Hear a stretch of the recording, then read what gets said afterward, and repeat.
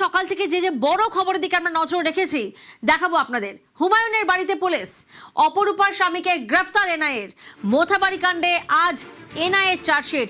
সকাল থেকে 3 বড় খবরের দিকে আমরা নজর রেখেছি। একদিকে মোথাবাড়ি কাণ্ডে চার্জশিট, অন্যদিকে গ্রেফতার অপরূপা পোদ্দারের স্বামী। পাশাপাশি নজর রেখেছি হুমায়ুনের বাড়িতে পুলিশ।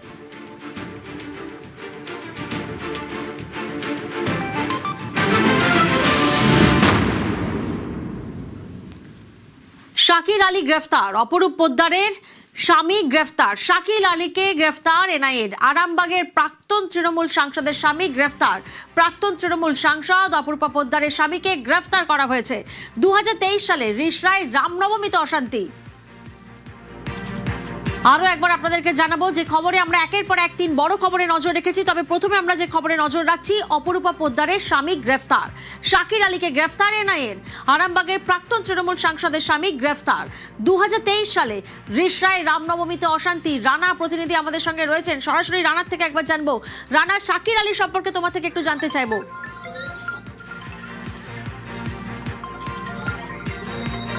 হ্যাঁ দেখো, যেটা হচ্ছে এই যে শাকির আলী হচ্ছেন আরামবাগের সাংসদ, দুবারের সাংসদ, যে অপরূপা পোদ্দারের তিনি হাজবেন্ড, পাশাপাশি রিষড়া পৌরসভার কাউন্সিলর। এই মুহূর্তে দাঁড়িয়ে আছি রিষড়া তার যে বাড়িতে। তুমি দেখতেই পাচ্ছ যে পুলিশ ও সেন্ট্রাল ফোর্স কিন্তু আজ সকালেই এসে তারা কিন্তু বাড়িটা ঘিরে ফেলেছে। তারপরেই তারা ভেতরে জিজ্ঞাসাবাদ করছে। তবে এই মুহূর্তে বড় খবর হচ্ছে যে শাকির আলীকে গ্রেপ্তার করা হয়েছে। তবে এখনো তাকে কিন্তু বাড়ির ভেতরেই রাখা হয়েছে। যেটা জানা যাচ্ছে 2023 সালের 2রা এপ্রিল রামনবমীর একটি মিছিল ছিল। সেই মিছিলে স্বয়ং উপস্থিত ছিলেন দিলীপ ঘোষ। সেই মিছিলের শেষে রিষড়া জিটি রোডে একটি অশান্তির ঘটনা ঘটে। ওই মিছিলের উপর হামলা চালানো হয়, মারধর করা হয়। তারপর থেকেই কিন্তু এনআইএর একটা তদন্তের দাবি উঠেছিল। সেই ঘটনায় হচ্ছে রিষড়া উত্তপ্ত হয়ে ওঠে। রিষড়া রেলগেটের কাছে যে একটি ইএফআর এর গাড়িতে আগুন ধরিয়ে দেওয়া হয়। প্রায় 4 থেকে 5 দিন ধরে রিষড়া সহ সম্পূর্ণ শ্রীরামপুর পর্যন্ত ইন্টারনেট পরিষেবা বন্ধ রেখেছিল, যে এতটাই উত্তপ্ত হয়ে গেছিল। সেই ঘটনায় বিভিন্ন সূত্র থেকে আজকে শাকির আলীকে জিজ্ঞাসাবাদ করে সকালেই তাকে গ্রেপ্তার করেছে এনআইএ। এখনো পর্যন্ত এনআইএ প্রায় 10 থেকে 12 জনের প্রতিনিধি দল তারা বাড়ির ভেতরে রয়েছেন। যেটা সূত্র থেকে জানা যাচ্ছে যে এই যে গোটা ঘটনায় রিষড়া শহর জুড়ে যে অশান্তি হয়েছিল, তখন যে এনআইএর যে দাবি উঠেছিল, কিন্তু তৎকালীন মুখ্যমন্ত্রী কিন্তু সেই এনআইএ তদন্ত করতে বাধা দিয়েছিলেন। ফলে এখন রাজ্যে পালাবদল হয়েছে, জিরো টলারেন্স নীতি নিয়েছে। সেই ক্ষেত্রেই আজকে এনআইএ কিন্তু আজকে শাকির আলীর বাড়িতে এসে তাকে জিজ্ঞাসাবাদ করছে ও তাকে গ্রেপ্তার করেছে। একেবারে বিজেপি নেতা দেবজিৎ সরকার এই গ্রেফতারি নিয়ে কি বলছেন, শোনা যাক।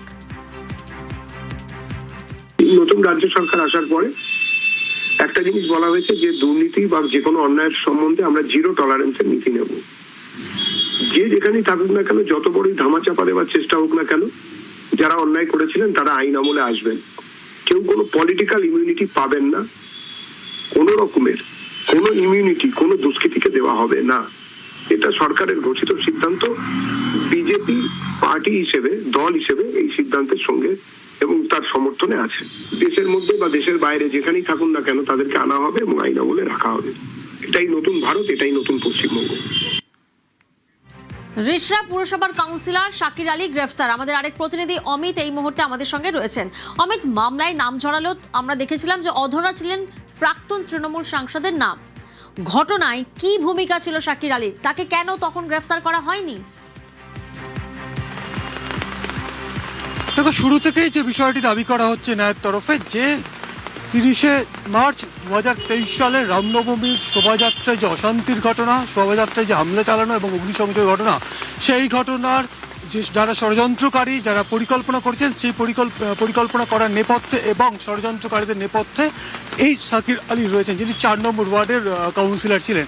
এমনকি এনআইএ সূত্রে যেটা জানা যাচ্ছে বা রাজ্য পুলিশ সূত্রে যেটা জানা গিয়েছিল, যে ঘটনাস্থল অর্থাৎ যেখানে অগ্নিসংযোগ ঘটানো হয়েছে, যেখানে হামলা চালানোর মতো ঘটনা ঘটেছে, সেখানে ঘটনার সময় অর্থাৎ সন্ধ্যেবেলা উপস্থিত ছিলেন শাকির আলী।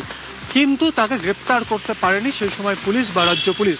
কারণ একটা রাজনৈতিক প্রভাব, অর্থাৎ তিনি একদিকে যেমন রিষড়া পুরসভার তৃণমূলের কাউন্সিলর, অন্যদিকে 2023 সাল অর্থাৎ সেই সময় তার স্ত্রী অপূর্বা পোদ্দার আরামবাগ লোকসভা কেন্দ্রের তিনি সাংসদ।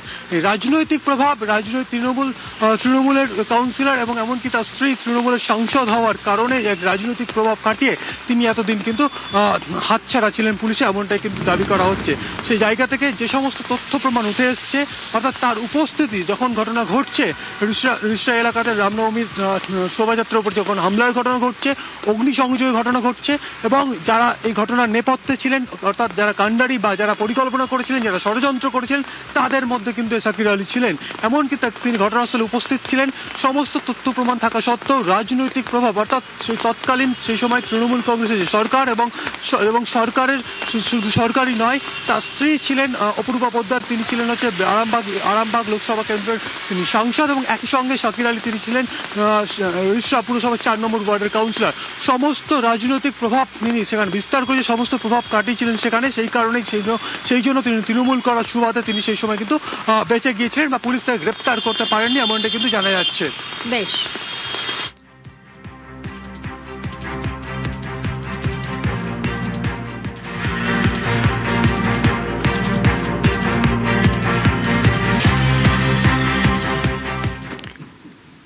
শাকির আলীর গ্রেফতারির পর যে খবরে আমরা নজর রাখবো, হুমায়ুন কবিরকে হাজিরার নোটিশ, উস্কানিমূলক মন্তব্য বিতর্কে হুমায়ুনকে নোটিশ। মুখ্যমন্ত্রীর হুঁশিয়ারির পরেই আমরা দেখলাম অ্যাকশন, নোটিশ দিতে শক্তিপুরে হুমায়ুনের বাড়িতে পুলিশ। একটি মামলায় 3 জুলাইয়ের মধ্যে হাজিরার নোটিশ।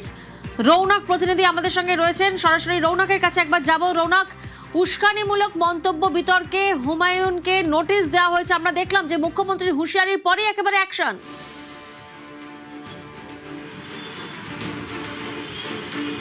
একেবারে মুখ্যমন্ত্রীর হুঁশিয়ারির পর 24 ঘন্টা পেরোতেই অ্যাকশনে পুলিশ।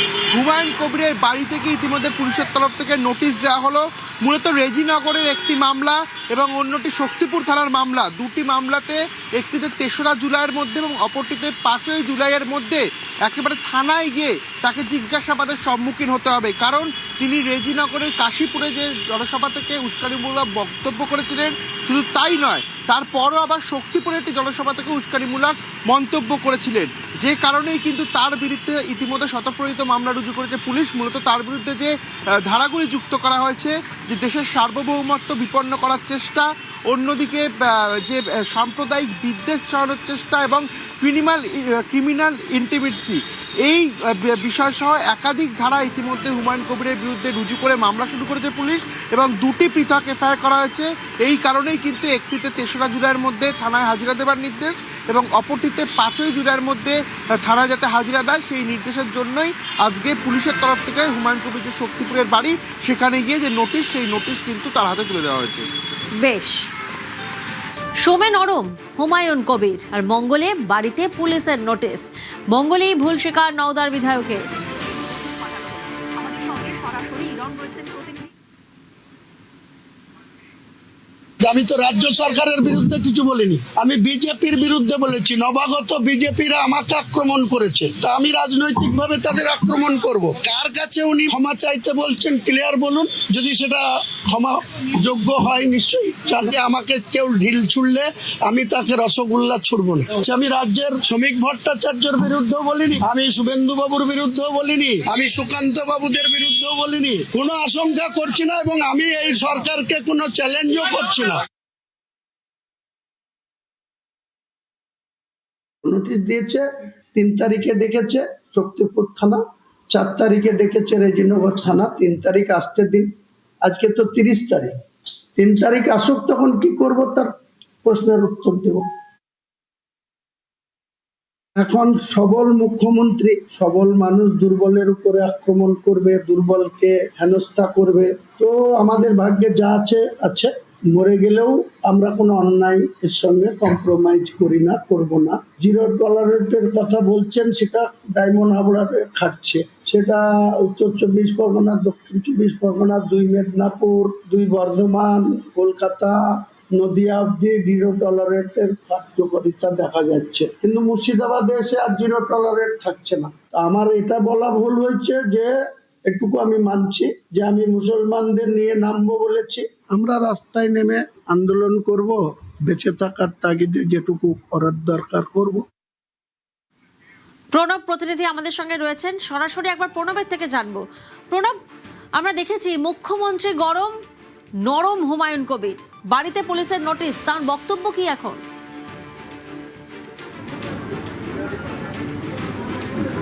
দেখো, কিছুটা হলেও নরম হয়েছেন হুমায়ুন কবির। আজকে সকালবেলাতেই শক্তিপুর থানা থেকে এবং রেজিনগর থানা থেকে শুনানির জন্য তাকে হাজিরা দেওয়ার জন্য নোটিশ দেওয়ার জন্য পুলিশ যায় শক্তিপুরের যে মানকাহারের যে বাড়ি রয়েছে সেই বাড়িতে। যদিও তিনি সেই সময় ছিলেন না, বহরমপুরে যে ফ্ল্যাট রয়েছে সেই সময় এসেছেন, তবে বাড়ির লোকেরা রিসিভ করেন সেই নোটিশ। তো এরপরেই কিন্তু হুমায়ুন কবির কিছুটা হলেও নরম হয়েছেন এবং তিনি জানিয়েছেন যে গিয়ে নোটিশটা দেখার পরেই তিনি তার হাজিরা দেবেন এবং কেন কোন পরিস্থিতিতে তিনি কথাগুলো বলেছিলেন, যে দুটো সবাই তিনি পুলিশকে উস্কানিমূলক কথাবার্তা, পুলিশের বিরুদ্ধে কথাবার্তা এবং যে জেলার যে নেতৃত্ব, বিজেপির নেতৃত্ব, তাদের বিরুদ্ধে যে সমস্ত কথাবার্তা বলেছিলেন, সেই পরিস্থিতি নিয়ে পুলিশের কাছে তদন্তকারী অফিসারদের সামনে তিনি কথা বলবেন। যদিও তার সাফাই যে বিজেপির যে রাজ্যের মুখ্যমন্ত্রীর উদ্দেশ্যে তিনি কোনোরকমভাবে কটু কথা বলেননি বা রাজ্যের বিজেপির যে নেতৃত্ব রয়েছেন রাজ্যের, তাদের বিরুদ্ধে কোনোরকমভাবে কথা বলেননি এবং যদি তার সত্যিকার ভুল হয় তাহলে তিনি কিন্তু অনুতপ্ত। এ ব্যাপারে তিনি নিজেকে কিছুটা হলেও সংশোধন করবেন বলে কিন্তু তিনি জানিয়েছেন এবং তার জবাব যে তিনি যে কোর্টে যেহেতু হাজিরা দেওয়ার থানায় নির্দেশ দিয়েছে 4 তারিখ এবং 5 তারিখ, সেই ব্যাপারে তিনি শক্তিপুর থানায় এবং রেজিনগর থানায় তদন্তকারী অফিসারদের কাছে যাবেন এবং কোন পরিস্থিতিতে তিনি এই বক্তব্য রেখেছিলেন স্টেজে সেই কথা তিনি জানাবেন। বেশ, মুখ্যমন্ত্রীর হুঁশিয়ারির পরেই হুমায়ুনের বাড়িতে পুলিশ। আমার মনে হয়েছে যে এনাফি জানাব, সময় এসেছে এই ধরনের লোককে সবক শেখানোর। আপনাকে আমি পরিষ্কার বলছি, মমতা ব্যানার্জি মুখ্যমন্ত্রী নন। আপনি দুর্বল মুখ্যমন্ত্রী পেয়ে যা খুশি করেছেন, যা খুশি বলেছেন। আমি আপনাকে বলে গেলাম, আমরা 2টো এফআইআর স্টার্ট করেছি। এত বড় ক্ষমতা আপনাকে কেউ দেয়নি। আর আমি 1 সপ্তাহ পরে মুর্শিদাবাদে যাচ্ছি, আমি প্রমাণ করে দেব ভারতবর্ষের সংবিধান, আইন শেষ কথা বলে, কোন বাপের আবাদ শেষ কথা বলে না। আপনাকে সংযত হওয়ার, সতর্ক হওয়ার, এই ধরনের কথা প্রত্যাহার করার এবং ভবিষ্যতে এই ধরনের কথা বলার আগে 25 বার ভাবার হুঁশিয়ারি দিয়ে আমি সবাইকে আশ্বস্ত করছি। আপনারা ভাবছেন কেস হয়েছে, অ্যাকশন কবে হবে? যারা ওকে ডেকেছিল এই সভাতে তাদেরকে আগে তুলবো, তারপরে আপনার কাছে যাব। যা করার করব, আমি আশ্বস্ত করছি আপনাদের। আপনি ধরে রাখুন, এটা ওর শেষ বক্তব্য, ধরে রাখতে পারেন। এই সরকার আইনের শাসন প্রতিষ্ঠা করবে, গুন্ডাদের শাসন সমাপ্ত করবে, নিশ্চিন্ত থাকুন। আমরা শুনলাম মুখ্যমন্ত্রীর কড়া বার্তা, আগে আয়োজকদের গ্রেফতারি, তারপর কোট আনকোট আপনার কাছে পৌঁছবো। মুখ্যমন্ত্রীর এই চরম হুঁশিয়ারির পরই অ্যাকশন। হুমায়ুন কবিরের পার্টি 3 নেতা গ্রেফতার, রেজিনগরে হুমায়ুনের সভার 3 আয়োজক গ্রেফতার। প্রণব প্রতিনিধি আমাদের সঙ্গে রয়েছেন, সরাসরি প্রণবের থেকে জানবো। প্রণব, যে 3 জন আয়োজককে গ্রেফতার করা হয়েছে তাদের পরিচয় কি এবং তাদের ভূমিকা কি?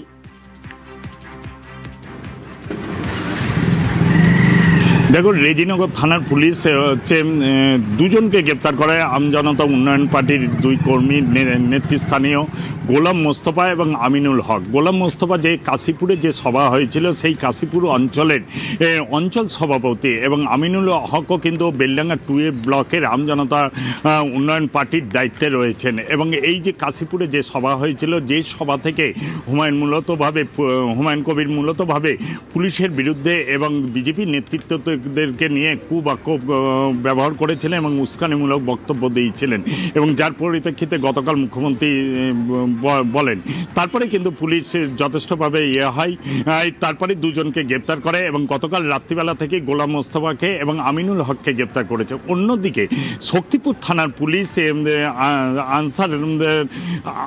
আনসার ইসলামকে তোমার গ্রেপ্তার করেছে, যাকে তোমার বাড়ি থেকে গ্রেপ্তার করেছে। সে কিন্তু তোমার বেলডাঙ্গা মহকুমার যে বহরমপুর মহকুমার যে সভা রয়েছে সেখানকার সহসভাপতির দায়িত্বে, এবং শক্তিপুরে যে তোমার সভাটা হয়েছিল সেই সভার মূল দায়িত্বে ছিলেন এই আনসার, এবং তাকে তিনজনকেই আজকে বহরমপুর কোর্টে তোলা হয়েছে এবং তাদেরকে 10 দিনের পুলিশ হেফাজতে চেয়ে কিন্তু আবেদন করেছে পুলিশ। বেশ,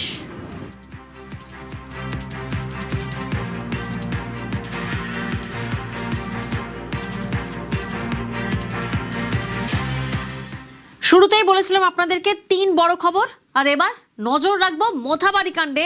আজই চার্জশিট পেশ করবে এনআইএ। এসআইআর চলাকালীন মোথাবাড়িতে বিচারকদের গাড়িতে হামলা, রাতভর বিডিও অফিসে আটকে রাখা হয় বিচারকদের। মহিলা বিচারককে বিডিও অফিসে ঘন্টার পর ঘন্টা আটকে রাখা হয়। সেই ঘটনায় মোথাবাড়ি কাণ্ডে আজই চার্জশিট পেশ করবে এনআইএ। জানবো বিস্তারিত, অমিত প্রতিনিধি আমাদের সঙ্গে রয়েছেন। অমিত,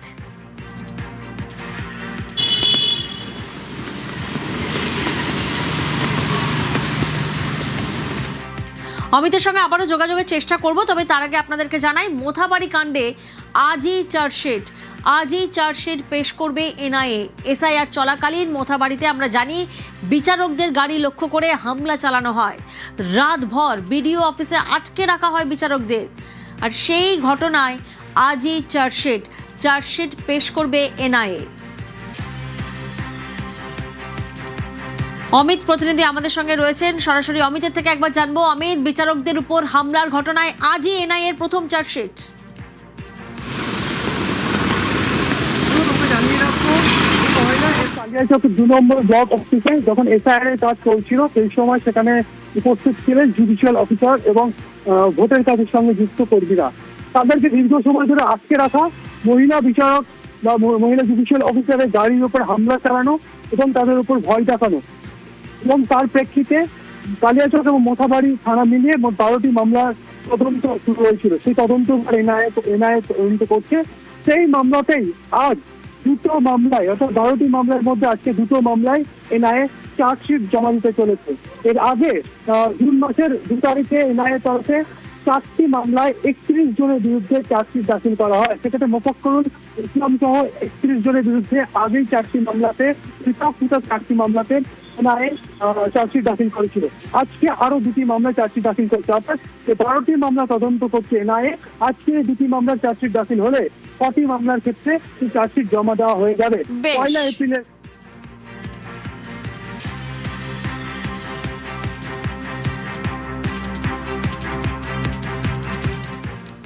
নজর রাখবো বাঁকুড়ার দিকে। হুল দিবসের অনুষ্ঠানে বাঁকুড়ায় মুখ্যমন্ত্রী শুভেন্দু অধিকারী। মুখ্যমন্ত্রী হওয়ার পর প্রথমবার জঙ্গলমহলে শুভেন্দু অধিকারী। যে ছবি আপনারা দেখছেন, সিধু কানুর মূর্তিতে মালা পরান মুখ্যমন্ত্রী শুভেন্দু অধিকারী।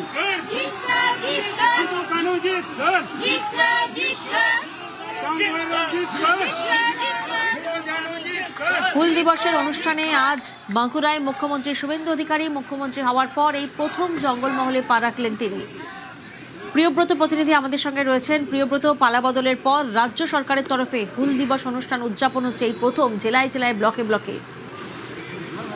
একেবারে তুমি জানো যে বাঁকুড়ায় এসে কিন্তু হুল দিবসের উদ্বোধন করতে এসেছেন মুখ্যমন্ত্রী এবং ভূপেন্দ্র অধিকারী। প্রথমেই হেলিকপ্টারে করে আসেন এবং তারপরে কিন্তু চলে আসেন যে সিধু কানুর মূর্তি করা হয়েছে পূর্ণ অবয়ব, সেখানেই সিধু কানুর মূর্তিতে উদ্বোধন করেন এবং মাল্যদান করেন। এরপরে কিন্তু যারা উপস্থিত দর্শক ছিলেন তাদের কিন্তু ওই এলাকার সেখানে কিন্তু হাত দাঁড়েন এবং কিছু যারা অভিভাবন দিচ্ছিলেন কিছু শংসাপত্র তাদের কিছু গ্রহণ করেন। এরপরে কিন্তু মঞ্চে এই মুহূর্তে শুভেন্দু অধিকারী চলে গিয়েছেন এবং মঞ্চে তিনি বক্তব্য রাখবেন। এর পাশাপাশি যে গুণীজন রয়েছেন, কৃতি রয়েছেন, তাদের কিন্তু সম্বর্ধনা দেওয়ার একটা অনুষ্ঠান রয়েছে।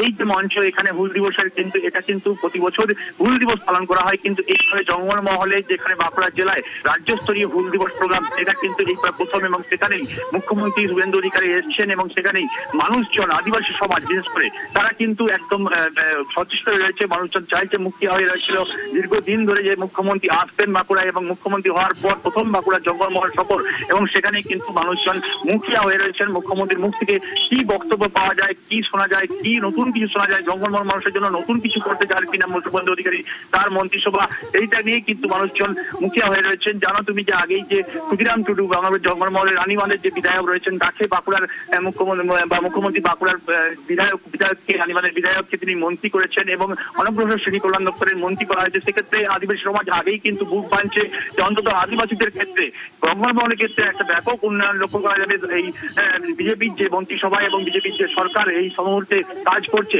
তুমি জানো গত কয়েকদিন ধরেই কিন্তু বেশ কিছু মন্ত্রিসভায় বিল পাস করা হয়েছে। সেক্ষেত্রে এই আদিবাসী সমাজের ক্ষেত্রে নতুন কিছু আশা করছে আদিবাসী সমাজ এবং জঙ্গলমহল মানুষজন, এবং সেই কারণে মুখ্যমন্ত্রীর এই সভা হুল দিবসে সেটা কিন্তু একটা আলাদা তাৎপর্য পেয়েছে। প্রিয়াঙ্কা, একেবারেই হুল দিবসের অনুষ্ঠানে বাঁকুড়ায় মুখ্যমন্ত্রী শুভেন্দু অধিকারী, মুখ্যমন্ত্রী হওয়ার পর প্রথমবার জঙ্গলমহলে শুভেন্দু অধিকারী। আজ রাজ্য জুড়ে হুল দিবস পালন সরকারের। বাঁকুড়ার মুকুটমণিপুরে হুল দিবসের মূল অনুষ্ঠানে মুখ্যমন্ত্রী, মঞ্চ থেকে আদিবাসী সম্প্রদায়ের বিশিষ্টজনদের শ্রদ্ধা। মাননীয় মুখ্যমন্ত্রীকে সকলে উষ্ণ করতালির মাধ্যমে আমি চাইব যে সবাই তাকে স্বাগত জানান। সবাই একবার জোরে হাততালি দেবেন। আজকের এই ঐতিহাসিক হুল দিবসে রাজ্যের বিভিন্ন প্রান্ত থেকে যারা আপনারা এসেছেন তাদেরকে আমরা প্রণাম জানাচ্ছি। আমরা এবার মাননীয় মুখ্যমন্ত্রীকে আমাদের আদিবাসী প্রথায় তাকে সম্মাননা জানাবো এবং মঞ্চে উপবিষ্ট আমাদের মাননীয় বিধায়কগণ, মাননীয় সাংসদগণ তাদেরও আমরা একই সাথে সংবর্ধনা জানাবো।